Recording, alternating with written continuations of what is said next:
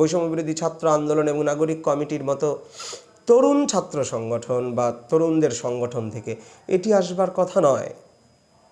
এখন হয়তো বা ক্ষমতার কাছাকাছি তারা আছেন, ক্ষমতা ভোগ করছেন, এর জন্য তারা দেখতে পাচ্ছেন যে এখনও তারা তাদের পাশে কিছু মানুষকে পাচ্ছেন। এই মানুষগুলো কিন্তু ক্ষমতা কেন্দ্রিক। এরা একত্রিত হয় শুধুমাত্র ক্ষমতাকে কেন্দ্র করে। এরা যখন আওয়ামী লীগ ক্ষমতায় দেখে তখন তারা আওয়ামী লীগের ছত্রছায়ায় থাকবার চেষ্টা করেন, ক্ষমতার কাছাকাছি থাকবার চেষ্টা করেন।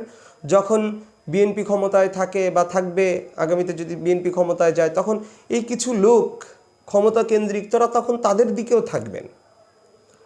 এই একটা শ্রেণী আছে আমাদের সমাজে যারা ক্ষমতার পাশাপাশি থাকতে, ক্ষমতার কাছাকাছি থাকতে পছন্দ করেন, থাকবেন বা থাকেন, অতীতেও থেকেছেন। এখন বৈষম্যবিরোধী ছাত্র আন্দোলন বা নাগরিক কমিটি, যেহেতু তাদের সরকারের প্রতিনিধি রয়েছেন, উপদেষ্টা রয়েছেন এবং বিভিন্ন সরকারি দপ্তরে তাদেরকে গুরুত্ব